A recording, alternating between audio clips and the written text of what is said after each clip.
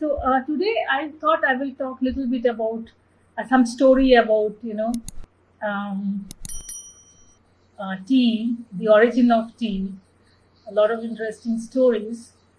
The origin of tea, if we have to talk, we have to go several thousand years back, particularly to High Hafsa, particularly to China, because that's where a lot of activity happened those days. I'm not saying that India was not, kind of, they were not doing it with tea, but we'll talk about India in my next topic, in next week's thing. Today we'll talk about China. The history of tea in China goes back a long, long time. But before we go to the story of tea in China, the story of a king in China, and the mythology that is attached to it, let me first start with some facts which will give you an idea about the antiquity of tea in China. So, sometimes around 19, if I'm not wrong, yes, sometimes around 1978, there was a archaeological find in a mountain called Tianlu in China, and they found some very old tea relics, and by looking at it, they thought that this tea relics looks like almost 7,000 years old. So that was 1978, and they found this in Tianlu Mountain, and they thought it was 7,000 years old, but it was still not. It was still not very. The dates were still not confirmed. So 20 years later, another set of archaeologists in the same mountain area, that is Tianlu, they found some roots of old Camellia sinensis plant. Now, what is Camellia sinensis? Camellia sinensis is the name of the tea plant. So we drink all our black tea, green tea, right? So they all come from the same tea plant. It's called the Camellia sinensis, the botanical name. So they found a very old roots of Camellia sinensis plant and some broken tea pottery. So it was getting very intrigued. Now after that, so 20 years plus 10 years, in 30 years after that, with all the research that could do, they ultimately came to a decision that these findings were 6,000 years old, and which evidently proves that people in that region were drinking tea, or at least knew about tea and were important part of it for 6,000 years before, 6,000 years ago. Now, if I have to put that in a perspective of 6,000, that is 3 to 4,000 years before the first pyramid was built in Egypt. 4,000 years, 3 to 4,000 years before the first pyramid was built in Egypt. And that time, Europe was in the middle of their dark ages. They have still not become civilized. So we are really talking about ancient history when it comes to tea and China. Now that we have established certain facts about the antiquity of tea in China, let's go back to the mythology of tea in China, the story of tea in China. And this is a very common story. Any people who are part of tea would know this story or a variation of this story. So every mythological story or every story which is so old will have different variations. So this is my variation of the story that I know I'm going to share. It was 2737 BC. And during that time, in the southwest part of China, there was a king, there was an emperor. He was also a scientist. He was also a herbalist. Now, the issue that the king was facing at this time was that, there was a lot of diseases going on in his kingdom. People were falling sick, and the life expectancy of people in his kingdom was very low, and um, there are a lot of different kind of diseases were happening. And he, as a king, as well as the herbalist, in fact, Shennong is also called the father of ancient agriculture in China. So he uh, had taken it upon himself to treat these people, to treat his people in his region, in his kingdom, uh, in different ways. And one of the things that he had mandated, literally mandated, that nobody is going to drink normal water. Water has to be boiled, and hot water should be taken every time somebody wants to drink tea. Because he found that normal water, when it is collected from a stream or river, etc., had a lot of microwaves and viruses and bacteria that were causing this problem. So had made it mandatory that it has to be boiled whenever it is taken, whether it's taken just like it or with food, it has to be boiled. So one day, Shen Nong was working in his laboratory, and time flew, time passed. Suddenly he realized that he's very tired. He's very tired. So what he did, he got out of his laboratory and went into the garden outside the laboratory, and he started walking. And he told his people behind, one of his servers, to bring him a hot bowl of water, because he was feeling thirsty and he wanted to drink that tea. He wanted to drink that water and take a break. So he went and sat down under a tree and was expecting for the server to bring him the bowl of water. Now he slept off. He was tired. He slept off. And he might have slept maybe a few minutes because he was in the middle of his work, he was busy, and he was also anxious. It could be power nap, we don't know.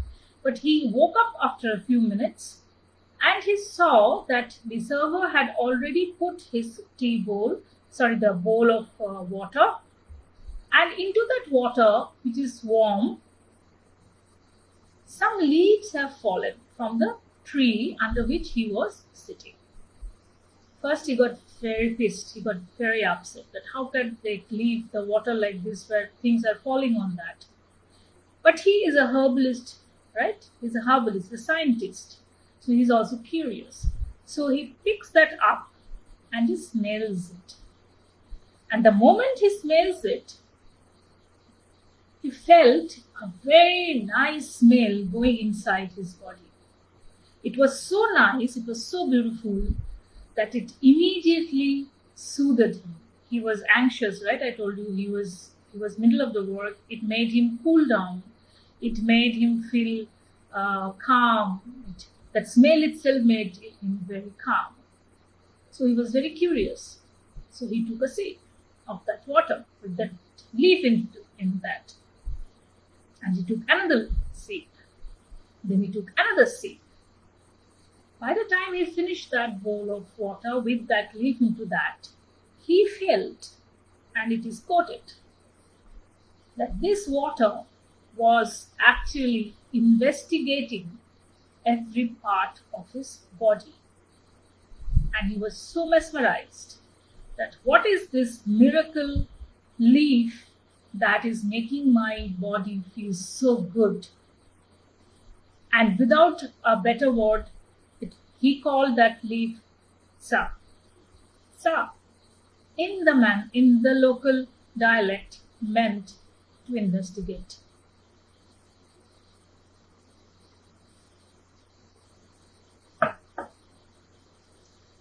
So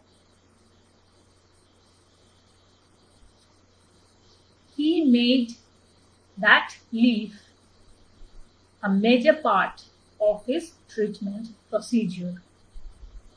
He didn't know the name of that plant. He simply called it a medicinal herb. In fact, for him, it was more like a miracle medicinal herb. It is said that as a herbalist, he will in a day taste about hundreds of herbs to find its medicinal properties and end up having about 70 to 75 poisons in his body. And the only antidote that he would use for all those poisonal herbs was this water infused with this leaf that he accidentally found. So it was a miracle herb for him, and he used this to treat a lot of ailments. So it became a very, very important medicinal herb.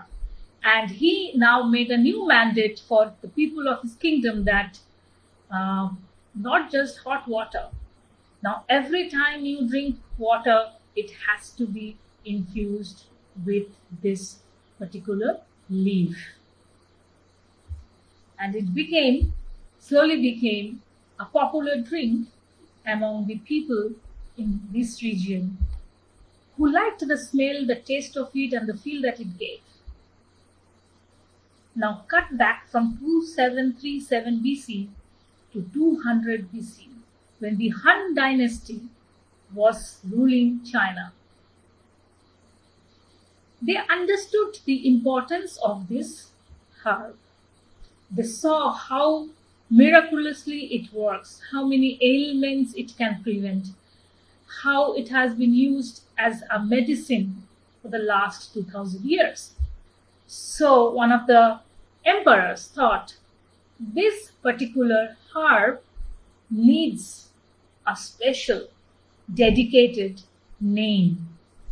So long there was no name, it was just a herb. It was just a herb that he found accidentally, Shenlong had found. So this emperor from the Han dynasty decided to have a name. And what name it should give?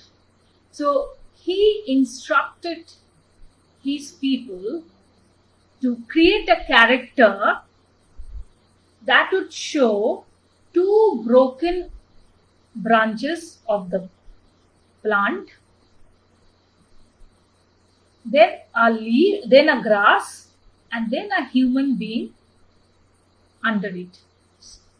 And that's how they created the character, which looks like two lines, and then there is a line which connects it from the middle, and then there is a hat-like structure which is the grass, and then there is the human being.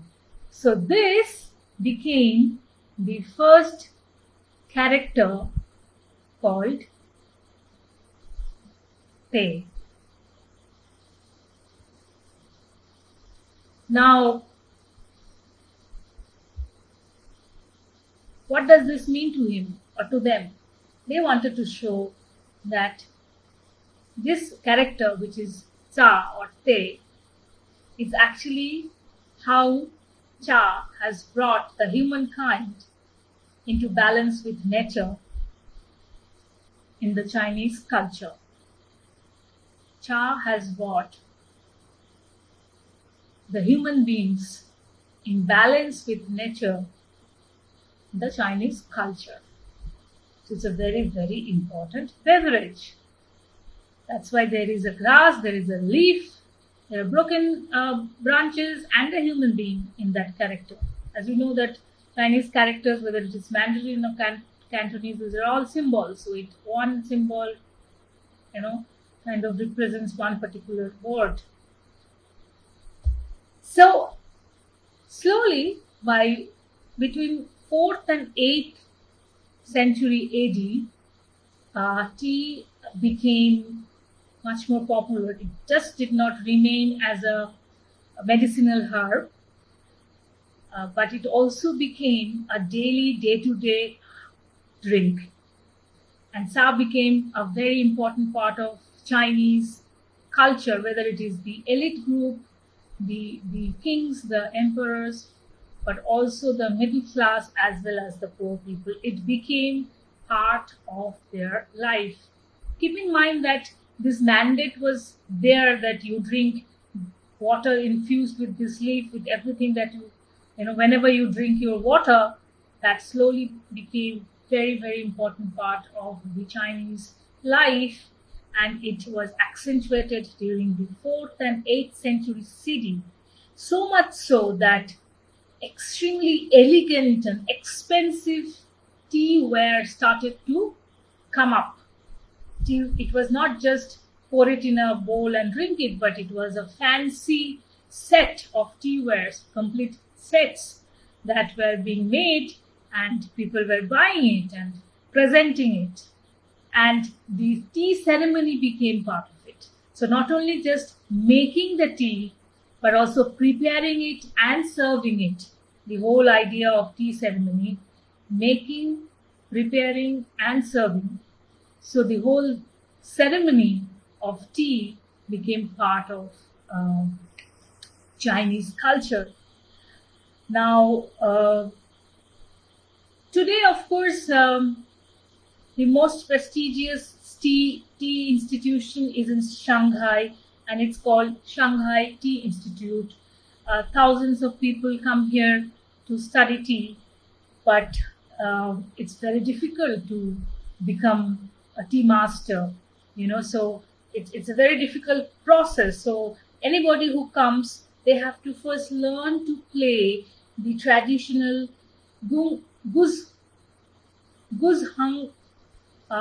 string instrument. They have to first learn this. Then they have to learn foreign language, because there will be foreigners who would be coming to attend these ceremonies. So one language they have to learn. Then they have to learn to do a flawless tea ceremony. And then they should be able to distinguish between thousands of different Chinese teas. Now, once all these things are mastered, you get a certificate which is called the Tea Art Certificate. And so far, since its inception, only 75 students have been given that certificate. So it's not a very easy certification, it's a very tough certification. And once you get it, you become a tea master. Now, let me tell you how that character Sa, how it impacted the rest of the world. Little bit of that. I'm not going to get into the story too much, but so the people who the places where it was called Sa, there were a lot of internal trade routes like Silk Route. There were this through India, and then there was this tea route which was through Tibet. So when China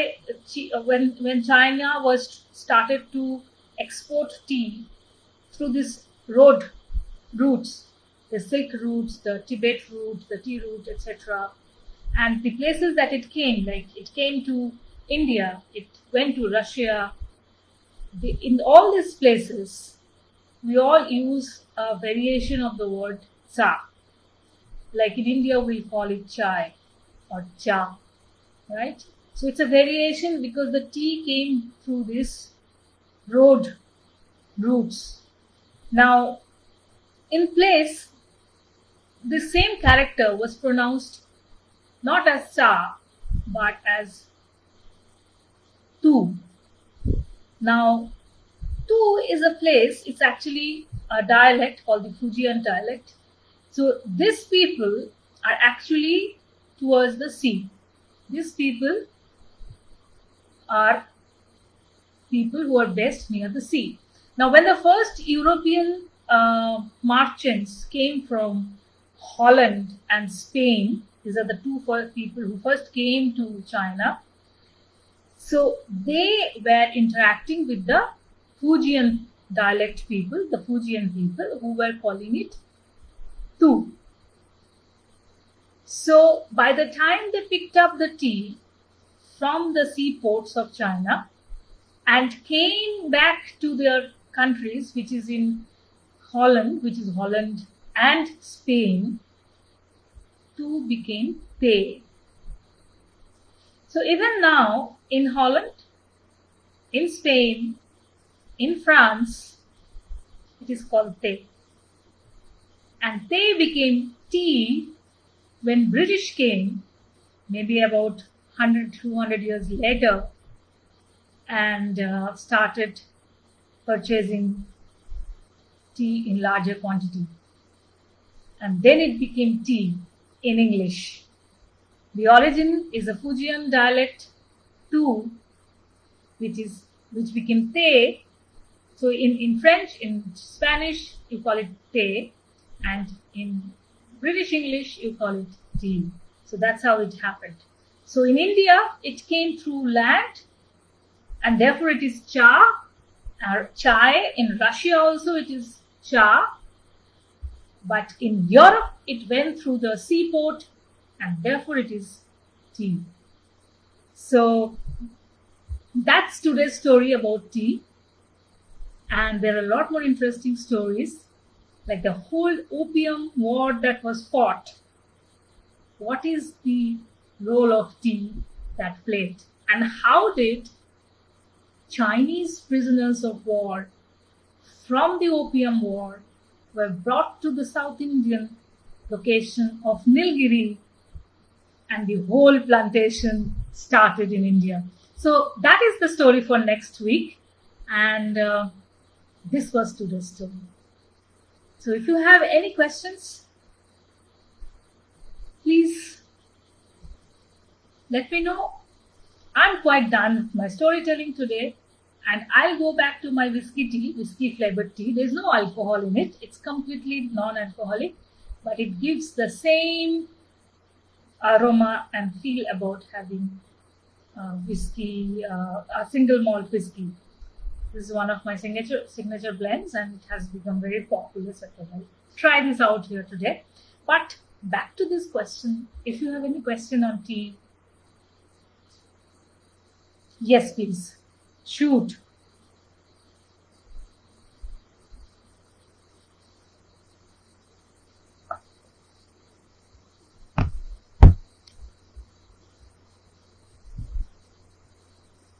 Hi, Sonu.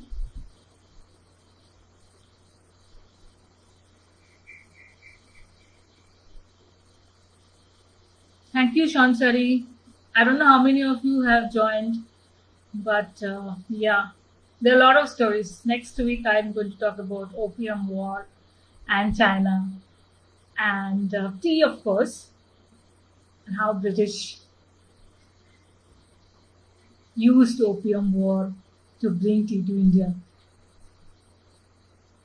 I'm also thinking whether I should talk about that, or I should talk about what was the story of tea 7,000 years back in India. China, we established the archaeological evidences that it's 6,000 years there. What about tea, which is in India 7,000 years back? Were the British the first people to bring tea to India? Or is it the Chinese? Or India already had tea of their own?